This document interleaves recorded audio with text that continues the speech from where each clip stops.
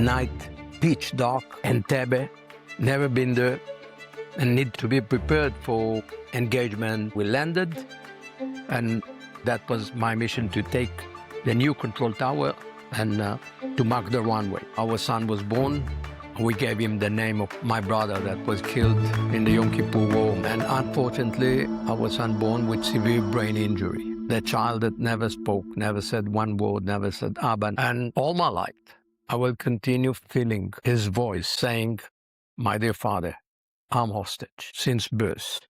I'm unable to do anything by my power. Fully depend in your power. My dear father, are you ready to establish a kind of social Entebbe for me?" Doron, when you heard that there were hostages in Entebbe, and then you heard that you were going to be part of the mission to rescue them, what was going through your head? When we heard about hostages in Entebbe and the terrorists negotiating with the Israeli government, my soldiers and also myself, we wanted to be taken to Entebbe. We were prepared, we were trained for missions like that, to get inside, kill terrorists and rescue hostages. That was the main desire. The flight was a very long flight. It was thousands of miles away from Israel. Were you nervous, excited? First of all, the preparation started on Friday, July 2nd. Only 24 hours preparation in abandoned airfield. We did the model exercise at night, Friday night, and then a briefing with the Chief of Staff, Motagur, with the Ministry of Defense, Shimon Peres. They wanted to know that we trust our forces and we are prepared. The flight from the military part of Ben Gurion Airport to Entebbe started by low-altitude flight from Ben Gurion to Sharm el-Sheikh.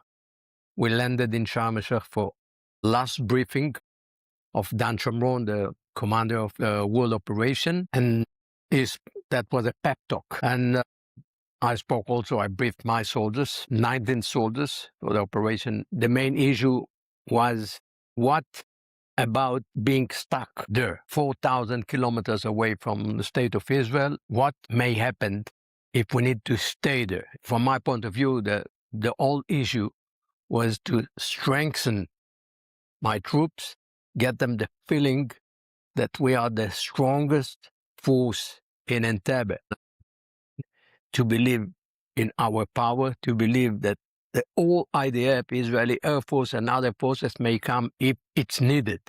But above all, we need to be very focused, very sharp, do the mission, kill the terrorists, kill the Ugandan guards, rescue the 105 Israeli hostages and get back. And I'm sure if people were scared of what's going to be if you're left in Uganda so far away, part of your mission was to assure them that we believe that no man left behind. Is that true? That's, I lost my brother in the Yom Kippur War, and since my brother was left behind in the Golan Heights, bleeding, 7 days, evacuated, dead already, I did my oath to never leave a wounded soldier behind. This is the power behind me, is my brother that was left behind. And this is a commitment. I believe it's also an oath of every Israeli soldier and commander to never leave a wounded in the field. It's something of the DNA of Israel Defense Forces, to never leave the wounded, to never leave the hostages. And of course, behind the whole operation is the idea of surprise. Tactically, if you want to win a kind of operation and rescue alive most of the hostages, you must surprise the enemy. And you must deceive, and you must have capacity and qualification to do such a mission. I'm a man of special forces, and I did many special operations all over the Middle East. Of course, the Entebbe is a climax of many operations, 4,000 kilometers from the state of Israel. But the idea to surprise the terrorists, to get closer and engage them by surprise. Luckily, we succeed. So yeah, tell me, you landed? We landed, and we had been 52 minutes on the ground. In the first 2 minutes of the battle, the 7 terrorists were killed, and 30 Ugandan guards, and Yoni Netanyahu was killed on his run toward the old terminal, the place that the hostages were kept. My mission in this operation to land first, to mark the runway for more 3 Hercules. We landed according to international light of the runway, but we knew they will switch off because we didn't ask permission. So, and that's what happened. We landed and we jumped after about 1 kilometer running on the runway. And 4 of my guys marked the runway, and me and more 6 get to the hill, the top ground. Controlling the whole airport is the new control tower. That was my mission, to take the new control tower and to mark the runway. Without marking the runway, the next 3 Hercules couldn't land. So 7 minutes after number 1, we came with number 1. Number 2 landed, and 1 minute later, number 3. 1 minute later, number 4. Number 4 was portable hospital, and the only one that get closer to the terminal after killing the terrorist and the Ugandan guards was number 4, with the reinforcement and the medical team and hostages were loaded, embarked to number 4, and number 4 took off first. I mean, during those 52 minutes, are you thinking about the fact that there are Israeli civilians sitting in the terminal there that you are trying to bring back, or are you completely sort of locked into military mode? How do you balance that human empathy and that military focus in that moment? In every operation, me, very focused on the missions, but also gathering more information from the surrounding, from the environment, because you move in area that you've never been there. It's a night, pitch dark, Entebbe, never been there, and need to be prepared for engagement, to be caught by fire from many angles, from the bush, from the high ground, from a building, from a balcony, from another control tower. Yoni Netanyahu was killed by a Ugandan soldier who shot from the control tower, old control tower. I took the new one. There were 2 control towers. And so, this mission is probably the number 1 most famous and daring and courageous mission in the history of the state of Israel.